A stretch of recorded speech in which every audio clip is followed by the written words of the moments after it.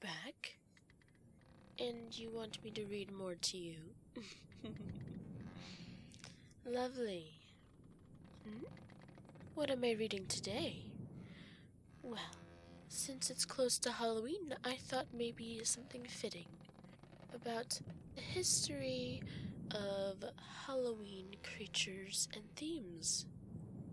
Such things like vampires, mummies, cemeteries, seances, and such.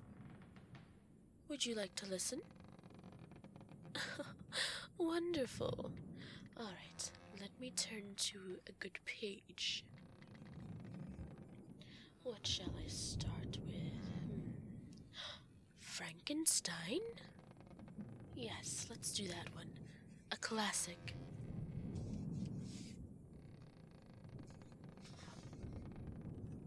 Alright. Ready? Good. Frankenstein. The author, Mary Shelley, would be surrounded by death, intrigue, and storm from the start, writes biology professor Michael Goldman, referring in part to the awesome lightning storm in London on the night of her birth. While natural philosophers were learning to master electricity, others saw their efforts as sacrilegious, and the angry thunderstorms a sign of God's wrath. A few days after giving birth, Mary's mother died from infection. Death is a prominent theme in Mary Shelley's 1818 novel Frankenstein, or The Modern Prometheus, which is about a scientist named Victor Frankenstein who robs slaughterhouses and cemeteries to construct a creature from various parts, which he then animates with a spark of life. He reflects, life and death appear to me ideal bounds, which I should first break through and pour a torrent of light into our dark world. A new species would bless me as its creator. I thought that if I could bestow animation upon lifeless matter, I might renew life where death had apparently devoted the body to corruption. The basic story idea came to Mary Shelley in a dream, and she finished the novel at age 19. Europeans were fascinated by theories about the role of electricity in biology and the potential for reanimation of dead tissue. For example, Italian physicist Giovanni Aldini participated in many public attempts at human reanimation through electricity around 1803 in London. Death and destruction lurk everywhere in the novel as numerous characters meet their end. Notably, Victor destroys the unfinished female companion for his monster, and the monster, who is never actually referred to by the name Frankenstein, kills Elizabeth, the scientist's new bride. Fear of death is one of the driving forces for Victor, but by the end of the novel he feels death's inevitability, having pursued his creation to the North Pole. After Victor's death, the miserable, grief-stricken creature vows to die on his own funeral pyre to erase any sign of his existence.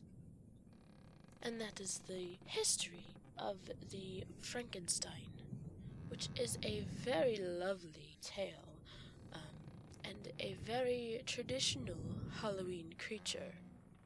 Now, let's move to something else, shall we? Let's see, what else do we have here? Ah, the Grim Reaper. Let's see.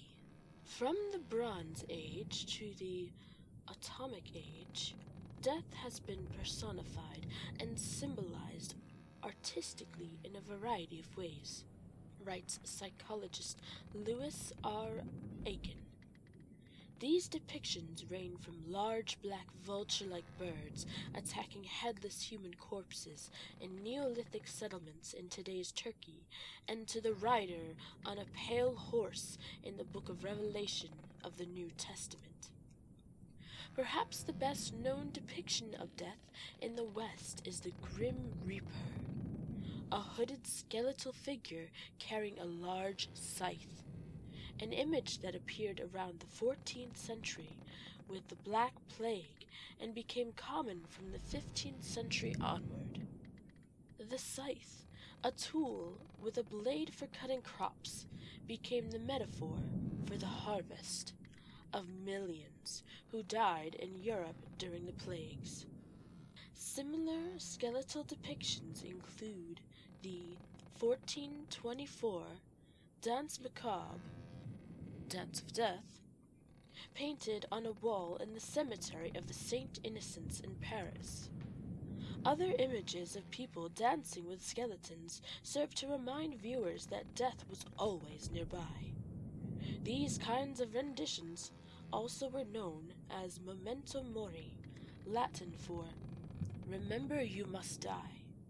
Another famous rendition of the Grim Reaper, riding an emaciated horse, appears in a 1505 drawing by German engraver Albrecht Dürer. Personifications of death involving skeletal components appear in many cultures. The Irish have the Dullahan, a decapitated rider on a black horse who has a whip made from a human spine. Interesting. In Poland, death sometimes has been represented by an old skeletal woman. San La Muerte, Saint Death, is a male skeletal folk saint that is venerated in South America.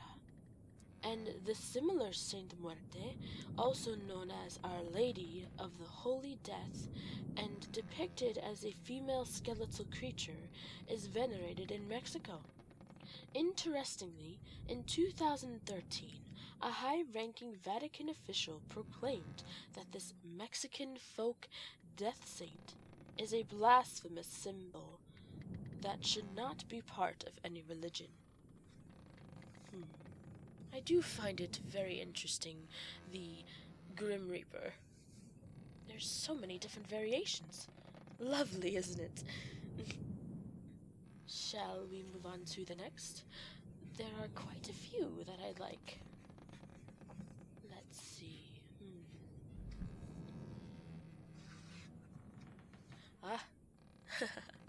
I believe this one is perfect segue from the last. Cemeteries. Now, let's see. Before 1831, America had no cemeteries, writes journalist Rebecca Greenfield. It's not that Americans didn't bury their dead, just that large modern graveyards did not exist. But with the construction of Mount Auburn Cemetery, a large burial ground in Cambridge, Massachusetts, the movement to build cemeteries in America began. Of course, the notion of burying dead or preparing them in various ways dates back at least as far as Paleolithic times, between 35,000 and 135,000 years ago, when some Neanderthals carefully arranged their dead below the ground. In Neolithic times, around 13,000 years ago, the Natufians of the eastern Mediterranean created rock shelters for graves, and the Neolithic people of Jericho buried their dead beneath their house floors. Ancient Egyptians built necropolises, cities of the dead, outside their cities. Early Native Americans sometimes placed their dead in dirt burial mounds, and early Christians in Rome created underground chambers or catacombs for the dead. Spooky! Underground catacombs. Today, Wadi al-Salam, an Islamic cemetery in Iraq, is thought to be the largest cemetery in the world, containing millions of bodies.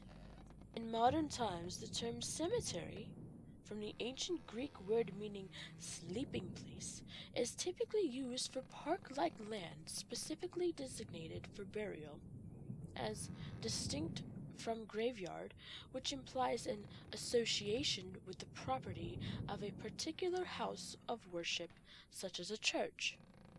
In the 18th and 19th centuries, crowded graveyards tended to fall out of favor in many locales because of concerns about infectious diseases and lack of space. After the 1830s in the United States, people began to visit park-like cemeteries for picnics. Sounds lovely. And today's cemeteries sometimes feature columbarium walls containing niches for urns that hold cremated remains. Cemeteries fascinate Stanford professor Keith Eggener because of their liminality, the intensification of knowledge and emotion, and the coming together of these disparate states of life and death, nature and culture, where burial isn't just about celebrating death, but keeping them out of the realm of the living, is why cemeteries were removed from cities. What an intriguing thought. Well, I think we have another nice segue. Let's see if I can find it here. Mummies. Yes. You know I must connect everything together, or at least try to. Now, let's see. For thousands of years, humans have been concerned with body decomposition after death, and many cultures took steps to resist such decay. Egyptian mummies in their linen wrappings are among the most notable examples of such a pervasive concern with death and preparations for life beyond death. However, the term mummy has such a broader scope and is used to refer to bodies that have been either intentionally or accidentally preserved by exposure to cold, submersion in bogs, treatment with chemicals and drying agents, and so forth. The oldest known deliberately created mummy is of a child from South America, Chinchorro culture, dated to around 5050 BCE, possibly several centuries before the earliest Egyptian mummies. Fascinating. Chinchorro people had several techniques for making mummies, one of which involved removing the head, arms, and legs from the trunk, disemboweling the corpse, and then reattaching the pieces. Sometimes the body was reinforced and strengthened with sticks or covered with mud that was sculpted into a human form.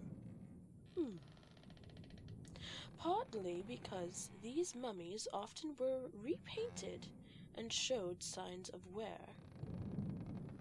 There is speculation that they were kept as household statues. The Egyptians removed the brain from many of their mummy preparations through the nostrils, and most other organs also were removed, except for the heart. Naturally occurring salts such as natron were used to remove moisture from the body. In the Middle Ages, and even more recently, powder made from mummy bodies was used in some medical treatments. I doubt Chopper would like that very much, though. Mummies, formed through natural processes, are common and include famous figures such as Otzi the Iceman, who was discovered in the cold Alps mountain range and dated to about 3300 BCE, and bog bodies found in northern European peat bogs that contain dead plant materials such as mosses with conditions that often include acidic water, low temperatures, and low oxygen. Today, methods such as plastination can be used to preserve bodies in a process in which water and fat are replaced by certain plastics. interesting, don't you say? Creepy? No, no, no. No, it is just a tradition of many peoples. It is natural. Let's see what we have next.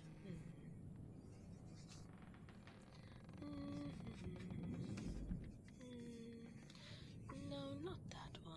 Let's see. I have two more that I would love to read. Let me find it. Ah, yes. Seance. Let's see. Shall we? On December 11th, 1847, teenage sisters Kate and Margaretta Fox moved with their parents into a house in Hydesdale, New York. The house had a reputation for being haunted. There were several recorded instances of taps and other noises, and the prior tenant, Michael Weekman, allegedly have moved out of the house because of the strange disturbances. In March 1848, Margaretta and Kate claimed to hear mysterious noises. A supposed spirit nicknamed Mr. Splitfoot, referring to the devil, by the sisters began communicating with them through rapping sounds. For example, 1 tap for no, and 2 raps for yes. The rappings followed the sisters where they moved to Rochester, New York, and they began organizing performances in theaters to which they charged admission, attracting attention and skepticism. Eventually, the sisters became the most famous mediums of 19th century American spiritualism, a movement based on the idea that communication with spirits is possible that claimed about 2 million followers by 1855. Lovely. In 1888, the sisters confessed to a newspaper reporter that the entire spiritual rapping phenomenon was an outright fraud. Oh my goodness. They gave a demonstration of how they were able to make the loud rapping noises by popping their toe and knee joints. Not long afterward, they died in poverty. What a shame. A seance is an attempt to communicate with spirits, usually though a gathering of people who often were seated around a table in a darkened room. Spirits allegedly could communicate by speaking through mediums, automatic writing, and Ouija boards, or by moving objects. Well-known seances include those arranged by Mary Todd Lincoln in 1863 at the White House while grieving over the loss of her and Abraham's son. Several famous scientists were attracted to the spiritualist ideas of contacting the dead, among them evolutionary biologist Alfred Russel Wallace, Guglielmo Marconi, a pioneer of radio transmission, and Alexander Graham Bell, inventor of the first practical telephone. Skeptics included the illusionist and stuntman Harry Houdini. Despite the long history of attempts to debunk fraudulent mediumship, seances are still performed. What a lovely subject. Do they work or not? We shall never know. No. For the last topic of the evening, 'tis getting late. It shall be vampires. Let me turn to the page. Ah, yes, here we are. Let's see.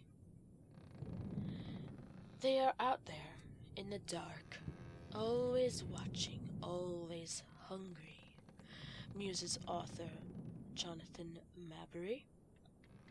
Clerics in the churches and temples of 1,000 religions have warned of unnatural monsters that want to corrupt or destroy mankind. The ancient Greeks had their Lamia, who devoured young children at night. The Babylonians told tales of Lilitu, a female demon who also subsisted on the blood of babies. Although revenants Ghosts or animated corpses returning from the grave have taken many forms through the ages. Today, the term vampire usually refers to folkloric creatures who feed upon the blood of the living. Some of the modern, charismatic features of vampires can be traced to the popular 1819 novella, The Vampire, by English writer and physician John Polidori. In 1897, the Irish theatre manager and novelist Bram Stoker wrote the famous Gothic horror novel Dracula. Some aspects of Stoker's main character were inspired by a cruel 15th century Romanian prince known as Vlad the Impaler. I know much about Vlad. I've read plenty. In the 1700s and 1800s, belief in vampires was widespread in New England, and some families actually disinterred family members and removed their hearts in an attempt to prevent them from spreading disease and death among the living. Perhaps the modern belief in vampires was stirred when people viewed corpses that appeared bloated and emitted groans or blood from the nose and mouth, resulting from the accumulation and release of gases during decomposition. Or when people encountered individuals or animals with rabies, which can cause hypersensitivity to light, hypersexuality, and an urge to bite others.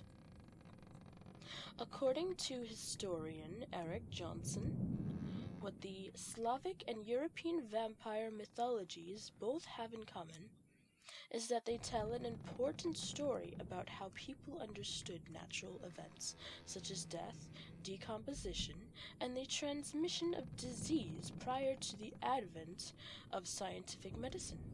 They also serve as an illustration of the anxiety present in many Christian societies over the delicate line that seemed to separate human from animal.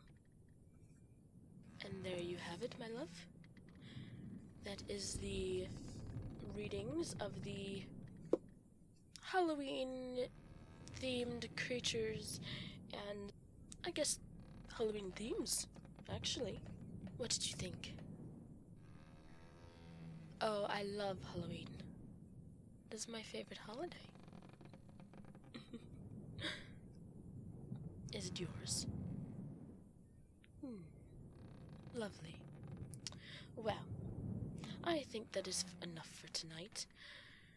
It is getting quite late and I am getting quite tired.